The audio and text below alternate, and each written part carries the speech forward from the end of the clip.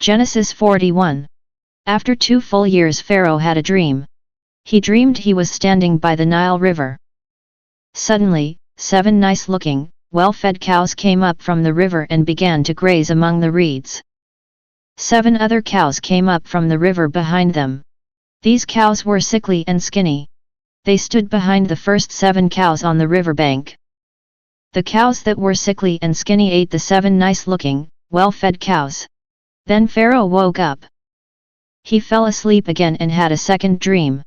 7 good, healthy heads of grain were growing on a single stalk. 7 other heads of grain, thin and scorched by the east wind, sprouted behind them. The thin heads of grain swallowed the 7 full, healthy heads. Then Pharaoh woke up. It was only a dream. In the morning he was so upset that he sent for all the magicians and wise men of Egypt. Pharaoh told them his dreams, but no one could tell him what they meant. Spoke to Pharaoh, I remember a promise I failed to keep. Some time ago when Pharaoh was angry with his servants, he confined me and the chief baker to the captain of the guard's prison. We both had dreams the same night. Each dream had its own meaning. A young Hebrew, a slave of the captain of the guard, was with us. We told him our dreams, and he told each of us what they meant. What he told us happened. Pharaoh restored me to my position, but he hung the baker on a pole. Then Pharaoh sent for Joseph, and immediately he was brought from the prison. After he had shaved and changed his clothes, he came in front of Pharaoh. Pharaoh said to Joseph, I had a dream, and no one can tell me what it means. I heard that when you are told a dream, you can say what it means.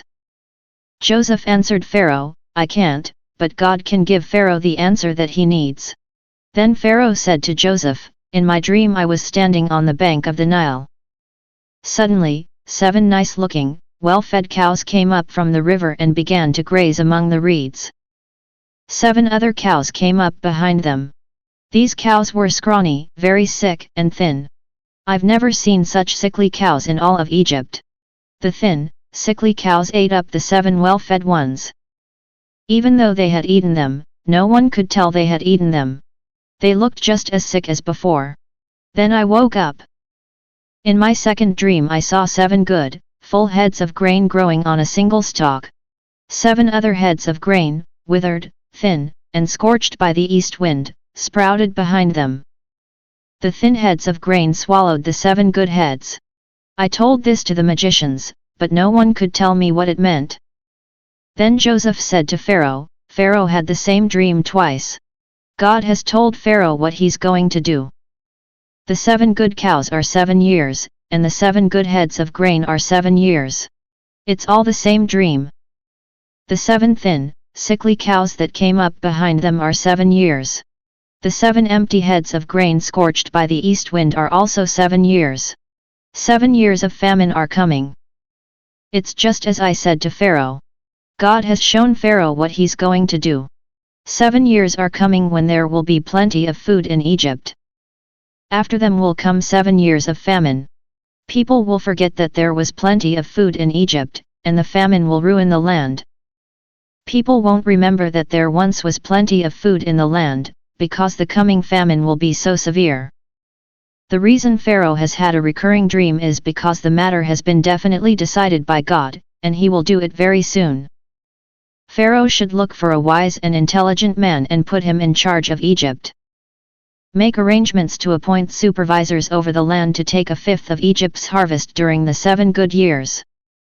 Have them collect all the food during these good years and store up grain under Pharaoh's control, to be kept for food in the cities.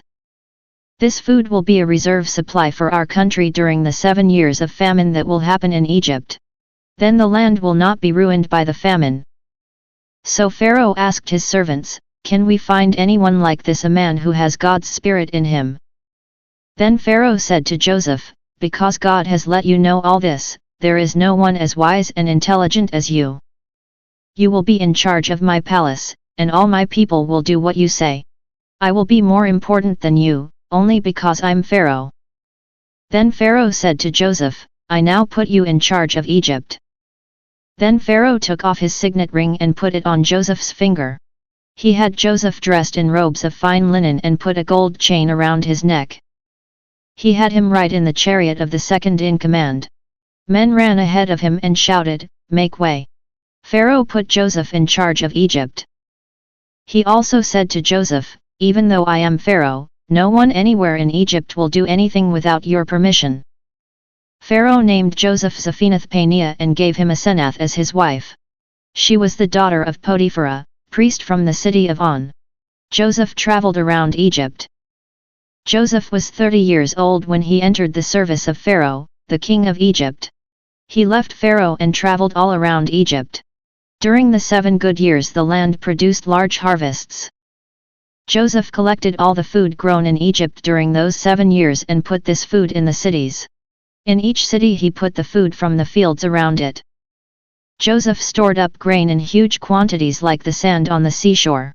He had so much that he finally gave up keeping any records because he couldn't measure it all. Before the years of famine came, Joseph had 2 sons by Asenath, daughter of Potiphera, priest from the city of On. Joseph named his firstborn son Manasseh. He helps me forget, because God helped him forget all his troubles and all about his father's family. He named the second son Ephraim, blessed twice with children, because God gave him children in the land where he had suffered. The 7 years when there was plenty of food in Egypt came to an end. Then the 7 years of famine began as Joseph had said they would. All the other countries were experiencing famine. Yet, there was food in Egypt. When everyone in Egypt began to feel the effects of the famine, the people cried to Pharaoh for food. But Pharaoh said to all the Egyptians, "Go to Joseph. Do what he tells you." When the famine had spread all over the country, Joseph opened all the storehouses and sold grain to the Egyptians. He did this because the famine was severe in Egypt. The whole world came to Joseph in Egypt to buy grain, since the famine was so severe all over the world.